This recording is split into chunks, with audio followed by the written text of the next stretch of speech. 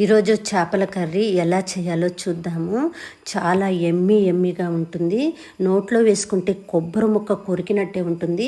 అస్సలు నీచు వాసన అనేది రాదండి. అలవాటు లేని వాళ్ళు కూడా ఇట్టే తినేస్తారు ఈ స్టైల్లో కనుక మీరు చేపల పులుసు చేస్తే.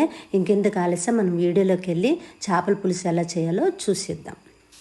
ఫస్ట్ నేను కేజీ 300 గ్రాముల చేప అయితే ఉందండి. ఇది తీసుకొచ్చారు మా వారు. అదంతా నీట్గా నేను చేపలు చేసేసాను. చేపలు చేసే వీడియో నెక్స్ట్ వీడియోలో చూపిస్తానండి, ఈ చేప వీడియోలో. దాన్ని తర్వాత చేసిన తర్వాత కూడా మనం ఒక గిన్నెలో వేసుకొని దాంట్లో ఉప్పు, ఒక నిమ్మకాయ కలిపి వేయాలండి. నేను నిమ్మకాయ చూపించి క్యాప్చర్ చేయలేకపోయాను. అదంతా కూడా నీట్గా మళ్ళీ ఉప్పు వేసి కడిగినాక కూడా బాగా రుద్దాలి దీక్షకేసి. అది కడిగినాక కూడా నీచు వాటర్ వస్తుందండి. దీన్ని 10 టైం అన్నా కడగాలి. కడిగితేనే ఆ నీచు వాసన అనేది చేపల్లోంచి పోతుంది. అలా పోతేనే మనకు నీచు వాసన రాకుండా ఉంటుందండి. నీట్గా శుభ్రం చేసేసుకున్నాక నేను ఒక కేజీకి 100 గ్రాముల చింతపండు వేసుకోవాలండి. దాన్ని ముందుగానే నానపెట్టి ఉంచేసుకోవాలి మనం చింతపండుని. మనం ఇప్పుడు 2 ఉల్లిపాయలు కోసాను, చిన్న ఉల్లిపాయలు, 4-5 పచ్చిమిర్చి కోసానండి. అవి కూడా వాటిలో వేసేసుకోవాలి. ఆ చేపల కర్రీలో వేసేసుకున్న తర్వాత దాంట్లో కొద్దిగా పసుపు, కల్లు ఉప్పు వేయాలండి. సాల్ట్ వేయకూడదు. కల్లుప్పు వేసుకున్నాను సరిపడినంత. మళ్ళీ కావాలంటే నెక్స్ట్ మళ్ళీ వేసుకోవచ్చు. ఇప్పుడు నేను దాంట్లో పసుపు వేస్తున్నాను. తర్వాత కారం వేసుకోవాలి. కారం అయితే కొద్దిగా ఎక్కువ వేసుకోవాలండి. నీచుగూరల్లో కారం ఎక్కువ వేసుకోవాలి, అప్పుడే టేస్ట్గా ఉంటుంది. తర్వాత నూనె వేసుకోవాలి. నూనె కూడా కొద్దిగా ఎక్కువ వేసుకోవాలండి, అప్పుడే అది టేస్ట్గా వస్తుందండి కర్రీ. ఎప్పుడైనా నీచు కూరల్లో నూనె, కారం అనేది ఎక్కువ వేయాలి. ఇది నీట్గా ముక్కలన్నిటికీ పట్టేలాగా నీట్గా కలుపుకుందాము. జాగ్రత్తగా కలపాలి, ఎందుకంటే దానికి ఏమన్నా ముళ్ళులు ఉంటే మళ్ళీ చేతిలో గుచ్చుకుంటాయి అన్నమాట. కలిపేసి ఇప్పుడు చింతపండుని మనం రసాన్ని ప్రిపేర్ చేసుకుందామండి. ఆ చింతపండు పిప్పి అయ్యే వరకు కూడా ఎంత రసం వస్తుందో అంత రసాన్ని మనం పిండి దాంట్లో పోయాలి. ఎందుకనంటే చింతపండు సరిపడా ఉంటేనే మనకి నీట్గా అది నీసు వాసన రాకుండా ముక్క చాలా టేస్ట్గా చేపల కర్రీ ఎప్పుడు అలవాటు లేని వాళ్ళు కూడా తింటారనమాట. ఇలా ఒకవేళ మీ ఇంట్లో ఎవరికైనా చేపల కర్రీ తింటాం అలవాటు లేకపోతే ఈ స్టైల్లో చేసి వాళ్ళకి పెట్టండి. వాళ్ళు మళ్ళీ జన్మల చేపల కూర మర్చిపోకుండా తింటారు.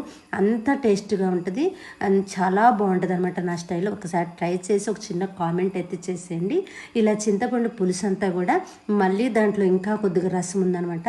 దాన్ని మళ్ళీ నేను నీట్గా ప్రిపేర్ చేసేసి ఆ చింతపండు రసం అయ్యే వరకు కూడా, ఆ చింతపండు పిక్కిగా వచ్చే వరకు కూడా ఆ రసాన్ని దాంట్లో పోసుకోవాలి. అప్పుడు మనం ఉప్పు చూసుకొని, ఏమైనా కారం తగ్గింది అనిపిస్తే కొద్దిగా కారం చూసుకొని మనం అవి వేసి అప్పుడు మనం స్టవ్ వెలిగించాలండి. ఈ స్టైల్లో మీరు ఎవరైనా కూడా చేపల కర్రీ ఇంకా మంచిగా నాకంటే బాగా చేసేవాళ్ళు ఎవరైనా ఉన్నా కూడా నాకు చిన్న కామెంట్ చేసేయండి. నెక్స్ట్ టైం ఆ స్టైల్ కూడా మనం చేద్దాము. ఇదైతే నేను ఎప్పుడు మా అమ్మమ్మ ఇలాగే చేపల కర్రీ చేసేదండి. మా అమ్మమ్మ స్టైల్లో నేను కూడా చేపల కర్రీని చేయడం స్టార్ట్ చేశాను. మా ఇంట్లో చాలా బాగా ఇంట్రెస్ట్గా తింటారు ఇలా చేస్తే కనుక. అసలు 2 డేస్ కూడా నిల్వ ఉంటుందన్నమాట. ఇప్పుడు మనం మనకి ఫస్ట్ రోజు వండిన దానికంటే కూడా నెక్స్ట్ డే ఇంకా బాగుంటుందండి చేపల కర్రీ. ఎందుకంటే ఇంకా రెండో రోజు ఇంకా టేస్ట్ పెరిగిద్ది. దాంట్లో కొద్దిగా నేను కరివేపాకు కూడా వేసాను. ఎందుకనంటే కొద్దిగా స్మెల్ మంచిగా ఉంటుందని. మీ దగ్గర ఉంటే పుదీనా కూడా వేసుకోవచ్చు, వేసుకుంటే ఇంకా నీట్గా ఉంటుంది. ఇప్పుడు నేనేం చేశానంటే ఆ పొయ్యి మీద పెట్టిన తర్వాత కొత్త అనేటప్పుడు, అంటే ఒక ఉడుకుతా ఉన్నప్పుడు మనం ఇప్పుడు అల్లం వెల్లుల్లి పేస్ట్ వేయాలండి.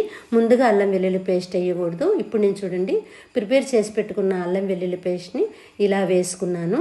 ఇప్పుడైతే చేప ఫస్ట్ అల్లం వెల్లుల్లి పేస్ట్ వేస్తే చేప ఏమవుతుందంటే చిదురు అయిపోతుంది అనమాట.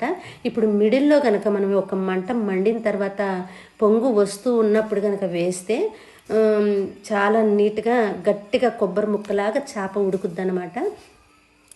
ఇప్పుడు నేను ఉప్పు పులుపు చూసుకొని ఏమైనా తగ్గితే కనుక మనం వేసుకోవాలి. ఇప్పుడు ఇదండి రెడీ అయిపోయింది మన చేపల కర్రీ. చూడండి ఎంత, ఇప్పుడే నాకు ఆ చేపల కర్రీని చూస్తే తినాలనిపిస్తుంది. నేనైతే కొత్తిమీర వేసుకున్నాను, కట్ చేసి కడిగి నీట్గా కొత్తిమీరని వేశాను.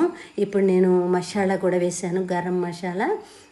మీ దగ్గర గరం మసాలా ఉంటే వేసుకోవచ్చు, లేకపోతే మీరు ఇంట్లో పట్టిన మసాలా అయినా వేసుకోవచ్చు అండి.